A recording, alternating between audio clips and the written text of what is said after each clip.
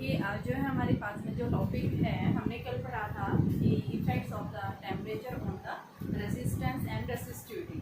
ठीक है, आज जो है हमें उसी के ऊपर बच्चों क्या करने हैं, न्यूमेरिकल्स करने हैं। एक बार हम उसी के बारे में फिर से दोबारा से इंट्रोड्यूस कर लेते हैं उस टॉपिक के बारे में जो हमने कल पढ़ा था। देखिए कल हमारे पास जो टॉपिक था क्या था कि क्या इफेक्ट पड़ता है अगर हम क्या कर रहे हैं कि रेसिस्टेंस एप्रोच यानी किसी भी कंडक्टर के एप्रोच अगर टेम्परेचर के वैल्यू को इंक्रीज कर रहे हैं तो टेम्परेचर बढ़ाने पर रेसिस्टेंस के ऊपर क्या इफेक्ट पड़ता है। ठीक है, दूसरा हमने देखा था रेसिस्टेंस किसका, मेटल्स का। दूसरा किसका लिया था हमने, इंसुलेटर्स का लिया था, सेमीकंडक्टर्स का लिया था, और साथ में किसका लिया था, अलॉयज का। ठीक है, तो यहाँ पे हमने क्या पढ़ा था, देखिए मैंने इसके लिए फॉर्मूला बताया था बेटा। जैसे हम क्या कर रहे हैं, रेसिस्टेंस किसी भी कंडक्टर के एप्रोच अगर हम टेम्परेचर की वैल्यू को इंक्रीज कर रहे हैं तो उसका जो रेसिस्टेंस है, चेंज इन रेसिस्टेंस जो है वो डिपेंड कर रहा है आपने टेम्परेचर कितना चेंज कर रहे हैं। दूसरा किसके ऊपर, ओरिजिनल रेसिस्टेंस। ये दो इक्वेशंस आई थी, दोनों को हमने क्या किया था, कंबाइन किया था। कंबाइन करने के बाद में हमारे पास जो रिजल्ट आया था वो क्या था, R0 डेल्टा T। यहाँ हम प्रोपोर्शनल को हटाते हैं तो उसकी जगह constant, and this constant is known as the temperature coefficient of resistance. Resistance के बारे में पढ़ रहे हैं तो क्या है ये, temperature coefficient of resistance. Delta R क्या है, चेंज इन रेसिस्टेंस। यहाँ पे हम क्या लिखेंगे, R2 minus R1। R2 resistance कब है, जब आपने T टेम्परेचर अप्लाई किया है तब उस कंडक्टर का रेसिस्टेंस क्या है, R2। और जब ये क्या था, जब टेम्परेचर क्या है, T नॉट है, उस केस में उस बॉडी का इनिशियल टेम्परेचर क्या है, R1 है। ठीक है, तो हमारे पास में यानी क्या आ जाएगा, R2 minus R1 is equal to alpha R0 की जगह आप क्या लीजिए, R1 लीजिए, क्योंकि हमने इनिशियल जब टेम्परेचर क्या ले रखा है, T0 ले रखा है, या T1 टेम्परेचर ले रखा है। रेसिस्टेंस इसका R0 रखो फिर, तो यहाँ पे हमारे पास में R0, यहाँ पे भी हम क्या लिखेंगे, R0, और इस टेम्परेचर रेसिस्टेंस का आप R लीजिए, तो R0 डेल्टा T। तो ये क्या आ गया, R minus R0 is equal to alpha R0 T minus T0। यहाँ से अल्फा के लिए फॉर्मूला हमारे पास आ रहा था R minus R0 upon R0 into T minus T0। ये इस इक्वेशन को हम क्या बोलते हैं, क्या है ये, temperature coefficient of resistance. Similar हमारे पास किसके लिए आता है, रेसिस्टिविटी के लिए आता है, और रेसिस्टिविटी के लिए फॉर्मूला क्या है, alpha is equal to rho minus rho naught upon में rho naught into T minus T0। ठीक है, हमने ये पहले पढ़ी थी कि किसके लिए अल्फा पॉजिटिव होता है, किसके लिए नेगेटिव होता है। ठीक है, और मोस्टली क्वेश्चन यहाँ से जो पूछा जाता है एलॉय के केस में पूछा जाता है कि जो आपके स्टैंडर्ड रेसिस्टर्स होते हैं वो किसके, कौन से एलॉय के बनाए जाते हैं, कांस्टेंट एंड मैग्नेट के या फिर यूरेका के। क्यों बनाए जाते हैं, क्योंकि यहाँ पे अल्फा की वैल्यू क्या होती है उनके लिए, वेरी वेरी स्मॉल होती है। टेम्परेचर आप चाहे उन एलॉयज के अक्रॉस कितना भी टेम्परेचर बढ़ा दो, इनके रेसिस्टेंस के ऊपर कोई इफेक्ट नहीं पड़ता, यानी कि क्या रहेगी, उसकी वैल्यू रिमेन सेम रहेगी। ठीक है, ग्राफ हमने देखा था, देखिए रेसिस्टेंस या रेसिस्टिविटी, टेम्परेचर। सबसे पहले हम अलॉयज के लिए, मेटल्स के लिए रेसिस्टेंस रेसिस्टिविटी इस तरह जाएगा। ये हम किसके लिए, सेमीकंडक्टर्स के केस में पढ़ा था। और थर्ड जो हमारे पास में आता है किसके लिए, ये किस केस में आता है बेटा, अलॉयज के लिए। ठीक है, और थर्ड ये किसके लिए, ये सेमीकंडक्टर्स के केस में। और अलॉयज के लिए हमने क्या पढ़ा था, इसकी वैल्यू रिमेज क्या रहती है, कांस्टेंट रहती है, यानी इसके ऊपर कोई इफेक्ट नहीं पड़ता। आज हमें क्या करना है, इन्हीं के क्वेश्चंस करने हैं। क्या करना है, हमें इन्हीं के क्वेश्चंस करने हैं। तो देखिए क्वेश्चंस किस टाइप के आपको मिलेंगे। देखिए बेटा इस क्वेश्चन के अंदर क्या पूछा है कि किस टेम्परेचर के ऊपर किसी भी कंडक्टर का जो रेसिस्टेंस है, ओरिजिनल रेसिस्टेंस से क्या हो जाता है, हाफ हो जाता है। और कौन सा कंडक्टर है, ये कॉपर लिया हुआ है, कि कॉपर के अक्रॉस कितना टेम्परेचर अप्लाई किया गया है कि उसका रेसिस्टेंस जो है कितना हो गया, ओरिजिनल रेसिस्टेंस से हाफ बच गया है। तो आपको क्या निकालना है, यहाँ पे उस टेम्परेचर की वैल्यू कैलकुलेट करनी कि कितना हमने उस कंडक्टर को टेम्परेचर प्रोवाइड किया है कि उसका रेसिस्टेंस ओरिजिनल से हाफ रिड्यूस हो गया है। जहाँ पे ये क्या है, आपको क्या गिवन है, टेम्परेचर कोफिशिएंट की वैल्यू गिवन है, कितनी है, 3.9 इंटू 10⁻³ दिया हुआ है। तो इसके लिए हम क्या करेंगे, आपके पास में मैंने भी फॉर्मूला बताया था, क्या फॉर्मूला है बेटा, RT minus R0 is equal to alpha R0 delta T। Delta T की जगह हम क्या लिख सकते हैं, R0 T माइनस T0, ये RT माइनस R0। क्या निकालना है हमें यहाँ से ये जो टेम्परेचर टी निकालना है, आर नोट आपके पास में, ये इनिशियली टेम्परेचर क्या था, टी नोट था, उस केस में यानी कि रेसिस्टेंस क्या है इसका, आर नोट है। जब टेम्परेचर क्या हो गया, टी हो गया, उस केस में रेसिस्टेंस हम क्या लेंगे, यहाँ पे आपके पास वैल्यू आ जाएगी। ठीक है, तो मान लो टी नोट इनिशियली क्या है आपके पास में 0 है, तो उस केस में रेसिस्टेंस इसका आर नोट है। ठीक है, जब टी टेम्परेचर हो गया है तो यहाँ पे रेसिस्टेंस जो है वो क्या आ गया, आर नोट बाई हाफ। तो यहाँ पे ये टेम्परेचर कितना प्रोवाइड करेगा, तो यहाँ पे हम कंडीशन अप्लाई करेंगे, तो आर टी, ये इसकी जगह आर टी रहेगा, R T minus R naught is equal to alpha R naught into T minus 0। तो यहाँ से आपके पास में R T minus R naught upon alpha R naught is equal to T. R T की value कितनी है, R naught by 2 minus R naught upon alpha R naught is equal to T. तो ये हमारे पास में minus R naught by 2 alpha R naught is equal to T. R naught से R naught cancel, यानी T की value -1/2 alpha.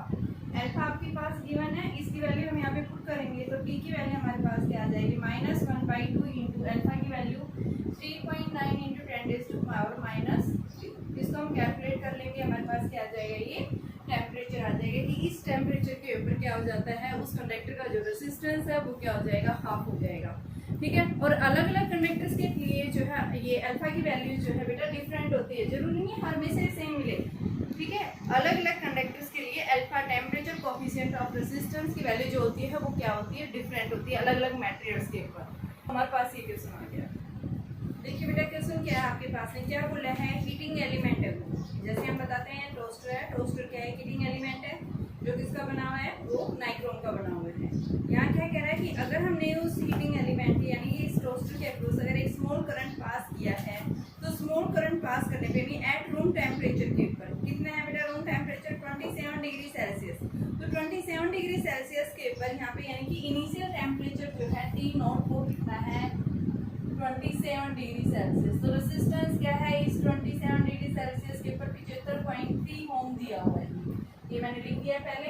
ठीक है, और क्या कह रहा है यहाँ से आपके पास में बहन कि जब इसको पास किया है तो रेसिस्टेंस इतना है, जब टोस्टर को क्या करते हैं 230 वोल्ट की बैटरी से कनेक्ट कर देते हैं, तो यहाँ पे क्या हो जाएगा, कुछ ही सेकंड्स के अंदर एक कांस्टेंट करंट क्या हो जाता है, फिक्स हो जाता है। तो स्टडी टेम्परेचर यानी जब करंट कांस्टेंट हो गया है फ्यू सेकंड्स के अंदर, तो उस कांस्टेंट टेम्परेचर की वैल्यू क्या है वहाँ पे, और यहाँ आपको क्या दे रखा है, टेम्परेचर कोफिशिएंट जो है उसकी वैल्यू बेटा आपके पास कितनी दे रखी है, 1.7 इंटू 10⁻⁻। ये वैल्यू मैंने 2 बार लिख दी है, ये सेम बात है ये। ठीक है, टेम्परेचर कोफिशिएंट है नाइक्रोम के लिए, तो हमें क्या निकालना है कि जब करंट कांस्टेंट हो गया तो उस केस में टेम्परेचर क्या है, तो क्या करेंगे, वही फॉर्मूला अप्लाई करेंगे, यानी क्या है, R T minus R naught is equal to alpha R naught delta T minus T naught. ठीक है, आर टी की वैल्यू हमारे पास में ये रेसिस्टेंस जो है यानी कि नहीं पता, क्या दे रखा है, आई कि जब करंट कांस्टेंट हो जाएगा तो वहाँ पे रेसिस्टेंस की वैल्यू क्या होगी, कांस्टेंट, तो V इज इक्वल टू क्या होता है, आई आर निकाल लो, यहाँ पे उस टेम्परेचर के ऊपर रेसिस्टेंस क्या है, तो V अपॉन आई, V की वैल्यू कितनी है 230, करंट कितना है 2.68। तो यहाँ से हमारे पास में यानी इस टेम्परेचर के ऊपर रेसिस्टेंस की वैल्यू कितनी आ गई बेटा, 230/2.68 आ गई, और इसको जब हम सोल्व करते हैं तो ये वैल्यू आ जाती है 85.82 ओम के इक्वल आ गई है। इतना रेसिस्टेंस निकाल दिया, तो यहाँ पे हम पुट करेंगे 85.82 माइनस आर नोट की value 75.3 is equal to alpha है आपके पास 1.7 इंटू 10⁻⁻4। रेसिस्टेंस ओरिजिनल हमारे पास 75.3, टी माइनस टी नोट की जगह 27, तो यहाँ से T minus 27 as it is 85 point, इसमें से आप सब्ट्रैक्ट करते हैं तो ये वैल्यू आपके पास में क्या आ जाएगी, यानी कि जब आप इसको सब्ट्रैक्ट करते हैं तो हमारे पास में जिसको सोल्व करेंगे तो ये बेटा आपके पास में 85.82 75.3 अपॉन 1.7 इंटू 10⁻⁻4 इंटू 75.3, और इस 27 को आप इधर ले आओगे, ऐड कर देंगे तो ये क्या आ जाएगा, हमारे पास टेम्परेचर आ जाएगा। इसमें एडिशन करेंगे, ये मल्टीप्लिकेशन नहीं है, ये एडिशन है, तो जाएगा साइन चेंज हो जाता है, माइनस से क्या हो जाएगा प्लस का आ जाएगा, तो आपके पास में इसकी वैल्यू जो आएगी वो कितनी आ जाएगी 849 डिग्री सेल्सियस। देखो क्वेश्चन क्या था, क्वेश्चन ये पूछा था आपके पास में एक इलेक्ट्रिक टोस्टर है, ठीक है, उस टोस्टर के अक्रॉस जब रूम टेम्परेचर कितना है 27 डिग्री सेल्सियस, तो उस टोस्टर का रेजिस्टेंस कितना है बेटा 75.3 ओम है। अब हमने क्या कर दिया, उसको एक बैटरी से कनेक्ट कर दिया 230 वोल्ट से। जैसे बैटरी से कनेक्ट करेंगे तो उस नाइक्रोम जो कॉइल है उस कॉइल के क्रॉस एक कांस्टेंट करंट सेट होगा। तो ये पूछ रहा है कि अगर बैटरी को हम अप्लाई कर रहे हैं, वोल्टेज उसको दे रहे हैं, तो क्या होगा, कॉइल गर्म होगी, एक टेम्परेचर बढ़ेगा उसके क्रॉस, ठीक है। तो कितना टेम्परेचर पे जाकर के उस कॉइल के अंदर एक कांस्टेंट करंट सेट हो रहा है, और कांस्टेंट करंट की वैल्यू दे रखी है। तो जब कांस्टेंट करंट हो रहा है तो वहाँ पे टेम्परेचर क्या है, तो बेटा जब करंट कांस्टेंट हो गया तो रेजिस्टेंस की वैल्यू आएगी R is equal to V upon I। V और I दोनों गिवन हमने निकाल दिया, और यहाँ से आपने क्या निकाल दिया, T की वैल्यू सोल्व कर देंगे, क्या दे देगा ये हमें कि इस टेम्परेचर के ऊपर उस कॉइल का जो रेजिस्टेंस है, यानी कि वो तो वैल्यू क्या है 85.82, और टेम्परेचर कितना हो जाएगा 849 डिग्री सेल्सियस की। देखिए बेटा इस क्वेश्चन के अंदर क्या पूछा आपके पास में, क्वेश्चन दिया हुआ है कि resistance of A platinum wire, एक प्लेटिनम वायर है जिसका रेजिस्टेंस जो है आपको क्या दे रखा है, at the ice point is 5 ohm. Ice point का मतलब क्या है, 0 डिग्री सेल्सियस के ऊपर उसका जो है रेजिस्टेंस कितना है आपके पास में 5 ओम दिया हुआ है, ठीक है। प्लेटिनम जो है क्या है आपके पास थर्मोमीटर है, उस प्लेटिनम थर्मोमीटर का जो है 0 डिग्री सेल्सियस के ऊपर टेम्परेचर कितना है 5 ओम है, सॉरी 5 ओम है, कितने डिग्री टेम्परेचर के ऊपर 0 डिग्री सेल्सियस, ठीक है। आइस पॉइंट का मतलब क्या है 0 डिग्री सेल्सियस, और स्टीम पॉइंट का मतलब क्या है कि जब वो किसमें वेपर्स की फॉर्म में चेंज होना शुरू कर देती है तो वो क्या हो जाती है, लिक्विड से वेपर्स में चेंज होने लग जाती है। तो यानी 100 पानी जो है 100 डिग्री सेल्सियस पे क्या होने लग जाता है, बॉयल होने लग जाता है। तो यहाँ पे हम क्या बताएंगे, स्टीम पॉइंट के ऊपर टेम्परेचर कितना है 100 डिग्री सेल्सियस के ऊपर उस थर्मोमीटर का जो रेजिस्टेंस है वो कितना है 5.23 ओम दिया हुआ है। अब ये क्या कह रहा है कि अगर हमने क्या किया है, when thermometer is inserted in A hot bath, एक हॉट बाथ के अंदर हमने क्या किया, उस थर्मोमीटर को इंसर्ट कर दिया है। तो इंसर्ट करने पर उस प्लेटिनम वायर का जो रेजिस्टेंस है वो कितना है 5.795 ओम है। तो बताइए जब उस हॉट बाथ के अंदर उस थर्मोमीटर को इंसर्ट किया है तो उस हॉट बाथ का टेम्परेचर क्या है। यहाँ कंडीशन दो है, एक केस आपका यहाँ बनेगा, दूसरा केस यहाँ बनेगा, ठीक है। तो यहाँ पे हम सबसे पहले फर्स्ट केस अप्लाई कर रहे हैं। देखो अल्फा की वैल्यू हमारे पास फर्स्ट केस के अंदर जो आएगी वो क्या आएगी, R100 माइनस R0 अपॉन में R0 इंटू में T माइनस T0। T0 0 है, T कितना 100 है यहाँ पे, ठीक है।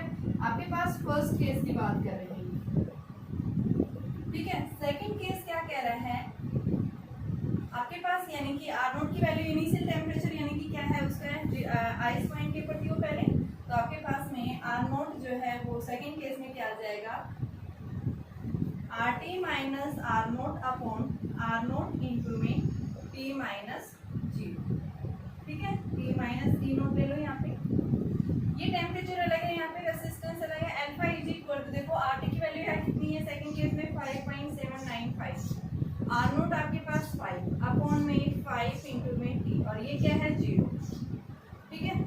इस केस में हमारे पास क्या है, RT की वैल्यू जो है 5.23 minus 5 upon 5 into T minus 100, ये 100 आ गया, 100 माइनस 0। अल्फा ये इक्वेशन फर्स्ट, ये क्या है इक्वेशन सेकंड, दोनों को इक्वेट करेंगे तो हमारे पास क्या आ जाएगा 5.23 माइनस 5 अपॉन 5 इंटू में 100 is equal to 5.795 minus 5 upon 5 into T, यानी 5T आ गया। तो यहाँ से हम क्या निकालेंगे, इसका टेम्परेचर निकालेंगे, इसको सोल्व करेंगे तो हमारे पास इसकी वैल्यू जो आएगी वो क्या आ जाएगी बच्चों 0.23 upon 500 is equal to 0.795 upon 5T। इस T को आप इधर ले जाइए, 0.795 अपॉन 0.23 इंटू 500, और ये 5 आपका एज इट इज था। तो जब हम इस टेम्परेचर को कैलकुलेट करते हैं तो हमारे पास में इस टेम्परेचर की वैल्यू जो आएगी वो लगभग कितनी आ जाएगी 345.65 डिग्री सेल्सियस, 65 डिग्री सेल्सियस इतना टेम्परेचर हमें मिलेगा, ठीक है। देखो क्वेश्चन क्या था, इसने बोला था एक थर्मोमीटर था आपके पास में, इनिशियली आइस पॉइंट के ऊपर उस थर्मोमीटर का जो रेजिस्टेंस आइस पॉइंट के ऊपर बोल रहा है कि उस थर्मोमीटर का रेजिस्टेंस कितना है 5 ओम। आइस फाइन का मतलब क्या है, यहाँ 0 डिग्री सेल्सियस के ऊपर, ठीक है। अब दूसरा कह रहा है कि जब उसने क्या कर दिया, स्टीम होना शुरू, यानी स्टीम पॉइंट के ऊपर, स्टीम का मतलब क्या है, टेम्परेचर कितना हो गया 100 डिग्री सेल्सियस पे, तो उस थर्मोमीटर का जो रेजिस्टेंस है वो कितना आ गया 5.23 ओम आ गया है। नेक्स्ट बोल रहा है अगर हमने सिमिलर यानी यही थर्मोमीटर है और इस थर्मोमीटर को हमने कहाँ इंसर्ट कर दिया, एक हॉट बाथ। हॉट बाथ का मतलब क्या है, कोई गर्म पानी का कंटेनर है, उसमें पानी क्या है, हॉट वाटर है, जिसका टेम्परेचर क्या है कुछ भी हो सकता है, ठीक है। तो जैसे हमने उस थर्मोमीटर को इसके अंदर इंसर्ट किया है तो उस थर्मोमीटर का रेजिस्टेंस कितना चेंज हो गया, 5.795 हो गया। तो बताइए उस हॉट बाथ का जो टेम्परेचर है, यानी कि जिस कंडीशन में रेजिस्टेंस उस थर्मोमीटर का ये हो गया, तो वहाँ टेम्परेचर कितना है। तो यहाँ से देखो फर्स्ट कंडीशन आपके पास यहाँ से आ गई, सेकंड कंडीशन जब ये यहाँ से यानी कि इनिशियल था और कहाँ हॉट बाथ के अंदर आ गया, तो सेकंड कंडीशन हमने ये निकाली, 2 अल्फा की वैल्यू आ गई। 2 अल्फा की वैल्यू क्या होती है, सेम है, ठीक है, क्योंकि आपका थर्मोमीटर सेम मटेरियल का बना हुआ है, तो यहाँ पे आप दोनों को इक्वेट कर देंगे, क्या निकाल देंगे, टेम्परेचर की वैल्यू आ जाएगी। और इस टेम्परेचर को जब हमने सोल्व किया तो ये वैल्यू कितनी आ गई, 340.5.65 के इक्वल।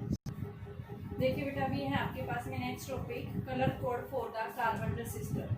कार्बन रेसिस्टर के लिए हम कलर कोड किस तरह से निकालेंगे, तो आपके पास में जो रेसिस्टेंस होते हैं वो किस तरह, यानी कार्बन के जो बने हुए, ये क्या है, सिरामिक लगा दी जाती है कार्बन की, किसके ऊपर, मेटल के ऊपर, सिलेंड्रिकल फॉर्म में, यानी इस तरह से लगा दिया जाता है। ये क्या है, बीच में से एक मेटल की स्ट्रिप है और इसके ऊपर क्या है, सिलेंड्रिकल शेप में क्या कर देते हैं, कार्बन को रैप कर देते हैं, और इसके ऊपर क्या होंगी, आपके पास में स्ट्रिप्स लगी होंगी, अलग अलग कलर्स की स्ट्रिप्स होंगी, 4 स्ट्रिप्स होंगी यहाँ पे, A B C D। ये रेसिस्टर्स का वन एंड है, ये रेसिस्टर का अदर एंड है, ठीक है। तो यहाँ पे हम क्या देखेंगे, जो फर्स्ट है ये क्या है, फर्स्ट सिग्निफिकेंट फिगर बता रहा है, ये सेकंड सिग्निफिकेंट, ये थर्ड है, ये फोर्थ है।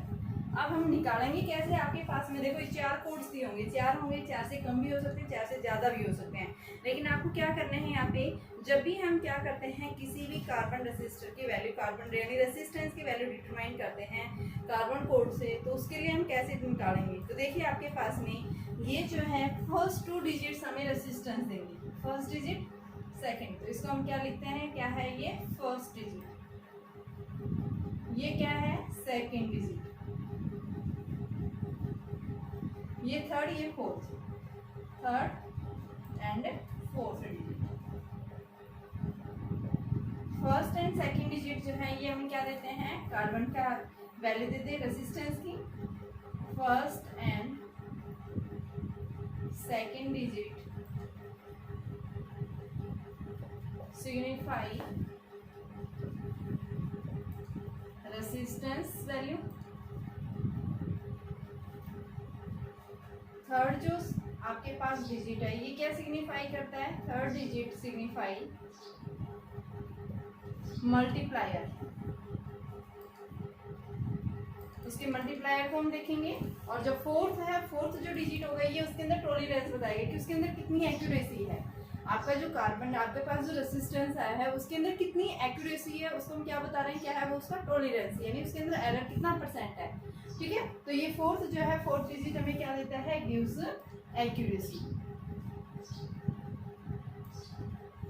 अब हम देखिए निकालते कैसे हैं, जैसे आपके पास में क्या दिया हुआ है, ये दिया हुआ है एक कार्बन कोड दिया हुआ है, ठीक है, और इसके ऊपर 4 स्ट्रिप्स दे रखी हैं। तो देखिए आपके पास इक्वेशन पूछा हुआ है, इसका जो याद करने का सिंबल है, देखिए बेटा इसको आप कैसे याद रखेंगे, आपके पास कोई भी कलर आ जाता है तो हम इससे निकाल सकते हैं। इसको याद करने के लिए आपको ये याद रखना है, बी का मतलब ब्लैक, ब्राउन, रेड, ओ से मतलब ऑरेंज, वाई येलो, जी से ग्रीन, डी से ब्लू, बी से वॉयलेट, जी से ग्रे एंड डब्ल्यू से वाइट। क्या याद रखेंगे हम इसको, बी बी रॉय, ठीक है, 5 लेटर्स का हो गया, B B Roy. Great Britain had a very good wife wearing gold silver necklace, ठीक है, क्या है बीबी रॉय, यहाँ तक हो गई बीबी Roy. Great Britain had a very good wife wearing a gold silver necklace. इसका याद करने के लिए हमें ये नेम याद रखना है, इस नेम से सारे आ जाएंगे। तो हमने ब्लैक के लिए क्या नंबर दिया है, 0, ब्राउन के लिए 1, रेड के लिए 2, ऑरेंज के लिए 3, इस तरह से हमने 9 नंबर तक ये दे रखे हैं नंबर, ठीक है।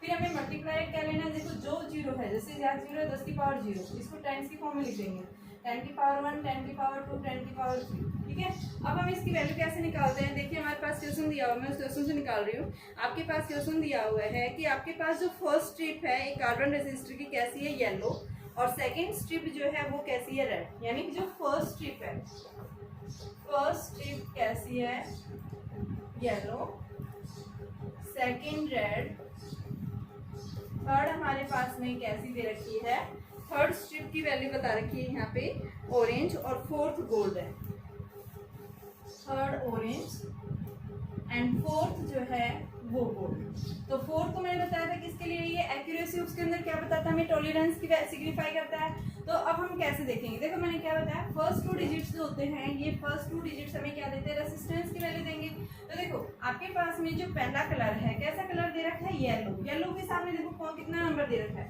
येलो, देखिए यहाँ पे येलो, येलो कितना है 4, तो यहाँ पे हम क्या लिख देंगे 4। दूसरा क्या है, रेड, रेड कितने नंबर पे है 2, तो ये क्या हो गया 2 हो गया, 42 ओम हो गया हमारा।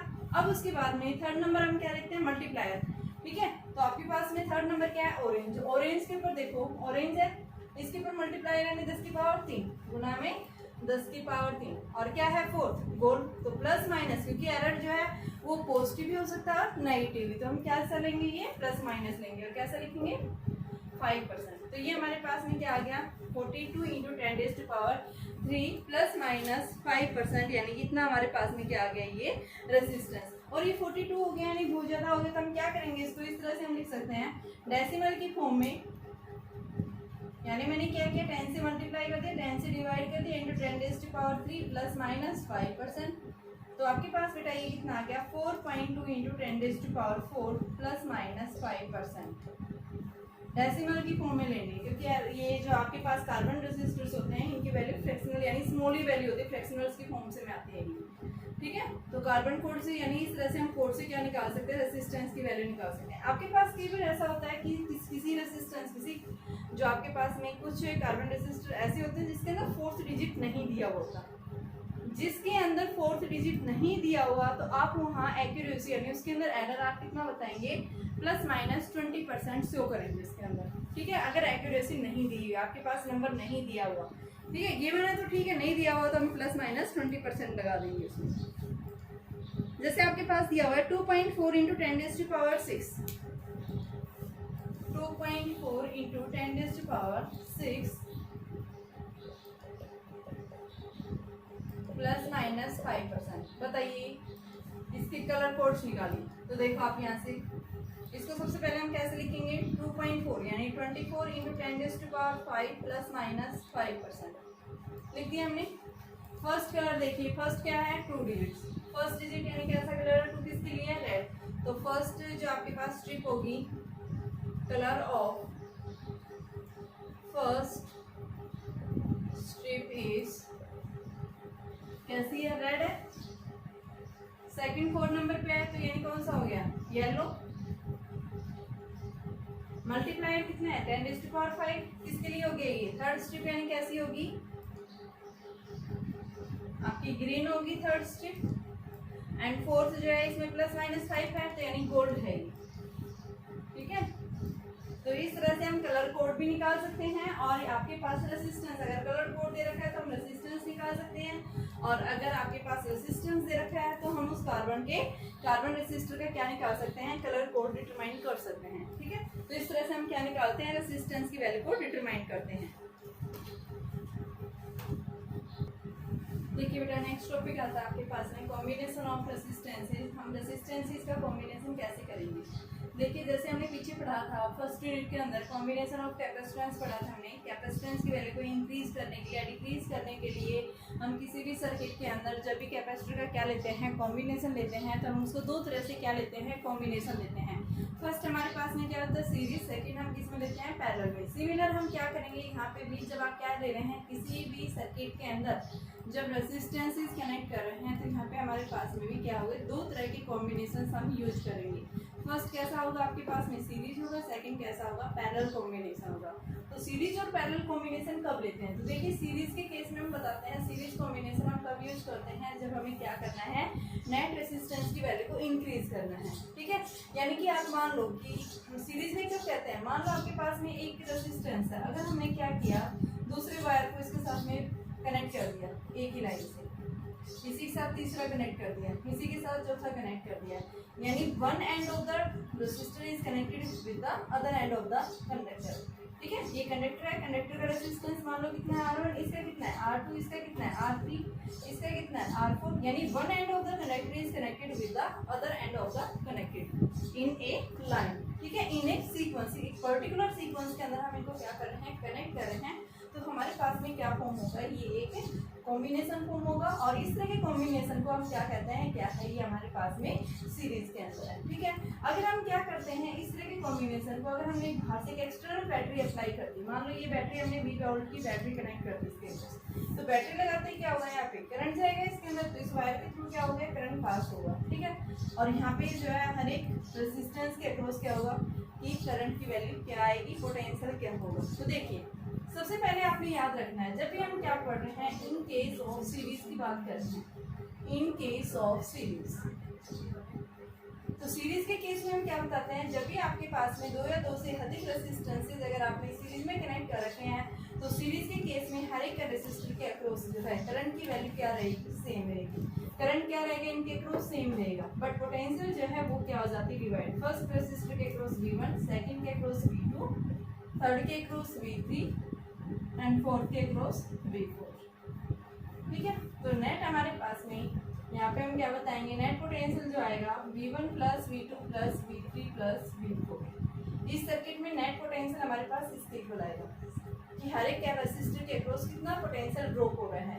फर्स्ट रेसिस्टेंस के अक्रॉस कितना पोटेंशियल ड्रॉप हो रहा है V1, सेकंड के अक्रॉस कितना ड्रॉप हो रहा है V2, थर्ड के अक्रॉस V3 और फोर्थ के अक्रॉस V4। और हमने अब इनको क्या कर दिया, वन बाई वन जो है इनको कनेक्ट कर दिया।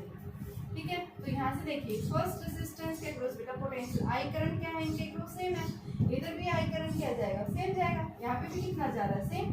तो यहाँ पे हम क्या बता रहे हैं कि जो फर्स्ट रेजिस्टर है इसके अक्रॉस V1 की वैल्यू क्या आएगी IR1, सेकंड के अक्रॉस IR2, थर्ड के अक्रॉस IR3 एंड फोर्थ के अक्रॉस IR4। हम सबकी वैल्यू पुट कर देंगे, क्या आएगा IR1 plus IR2 plus IR3 plus IR4।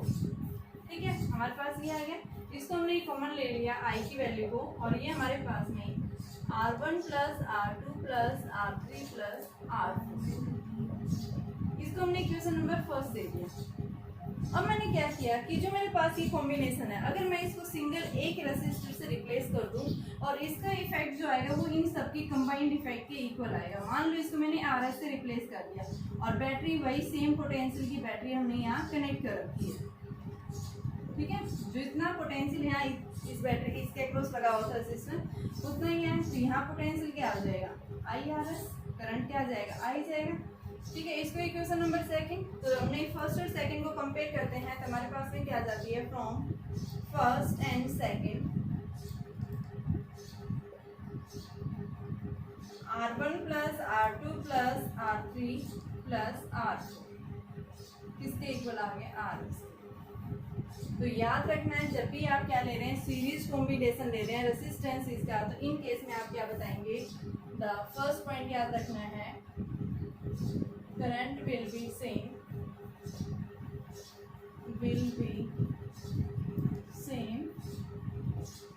across each resistor। Second point हम क्या याद रखेंगे, potential will be divided।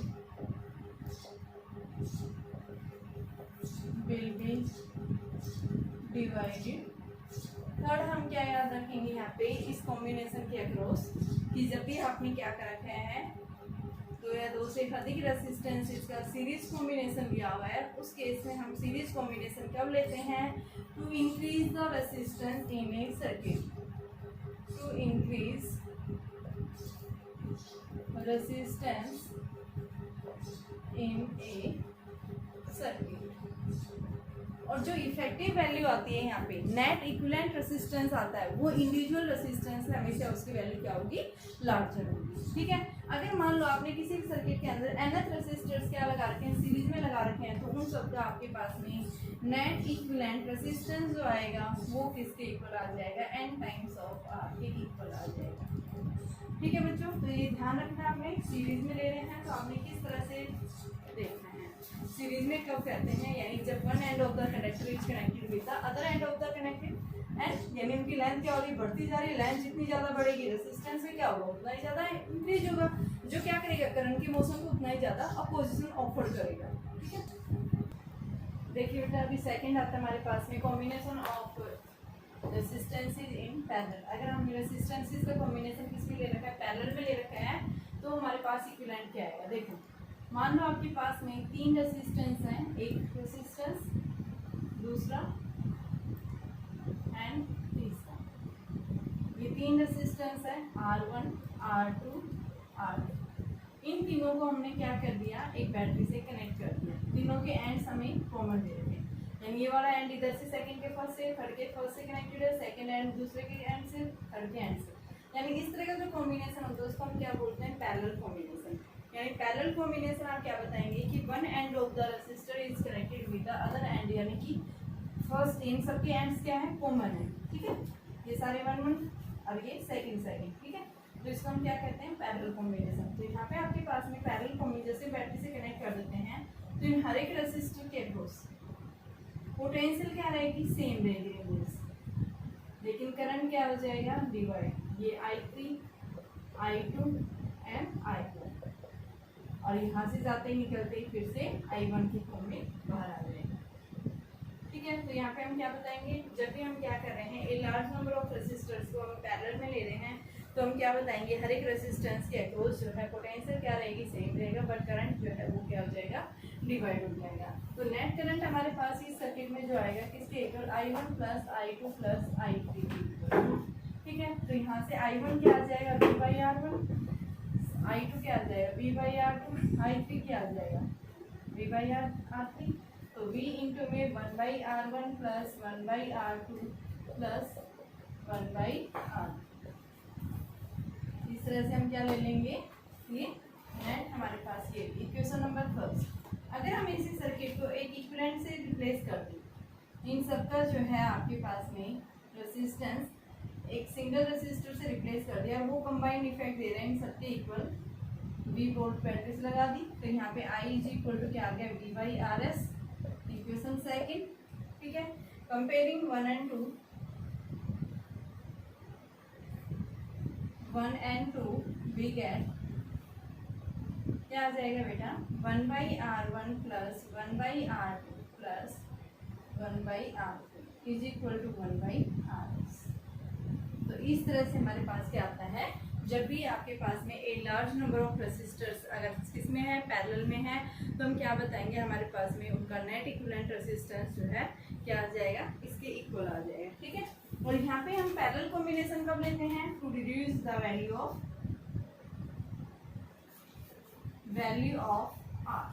Are की वैल्यू को रिड्यूस करने के लिए हम क्या पैरेलल कॉम्बिनेशन का यूज करते हैं। यहाँ पे क्या याद रखें, करंट की वैल्यू जो है क्या हो जाती है, हर एक रेजिस्टर के क्रॉस डिवाइड हो जाती है, बट भी क्या रहता है, रिमेन सेम रहता है। ठीक है, यहाँ पे अगर आपने क्या कर रखे हैं, NH रेजिस्टर्स पैरेलल में ले रखे हैं, तो उनका एक नेट रेजिस्टेंस क्या आ जाएगा, R/N के इक्वल आएगा। ठीक है, तो इस तरह से हम क्या लेते हैं, ये पैरेलल कॉम्बिनेशन लेते हैं। ठीक है बच्चों, अब इसके क्वेश्चन देखिए। देखिए बेटा क्वेश्चन है आपके पास, एक वायर था, उस वायर का टोटल रेजिस्टेंस 4R था। इस वायर को क्या कर दिया, सर्कल की फॉर्म में बेंड कर दिया, इसको इस तरह से इसको बेंड कर दिया। तो बताइए अब इक्विवेलेंट रेजिस्टेंस क्या है। A wire of resistance 4R is bent in the form of a circle. Then what is the effective resistance between the ends of the diameter? यानी इसके diameter के about इसका resistance। तो देखो जब भी हम किसी वायर को क्या करते हैं, सर्कल की फॉर्म में चेंज कर रहे हैं, तो ये क्या हो गया, यानी 2R रेजिस्टेंस इधर आ गया, 2R रेजिस्टेंस इधर, यानी क्या बन गया आपके पास, इस तरह से आ गए, और ये दोनों किस में है, अब पैरेलल में है। ये आ गया 2R ये है, 2R ये है। पैरेलल में अभी हमने पढ़ा था, जब आपके पास दो रेजिस्टेंस इस पैरेलल में होंगे तो क्या आएगा, 1/2R प्लस 1/2R 2R। तो ये कितना आ गया बेटा 2R। तो आरपी की वैल्यू क्या आ गई हमारे पास 2R/2। तो ये R यानी कि इक्विवेलेंट रेजिस्टेंस जो आएगा वो किसके इक्वल आ जाएगा, R के इक्वल आएगा। देखिए क्या पूछा है, ए और बी के बीच का इक्विवेलेंट रेजिस्टेंस पूछा है। तो यहाँ से देखिए बेटा आपके पास 10 और 20 होम, ये दोनों इसमें है सीरीज में 10 की। तो यहाँ पे हम क्या लिखेंगे, किसमें है सीरीज में। तो आपके पास में क्या आ जाएगा 1/10 प्लस 1/20।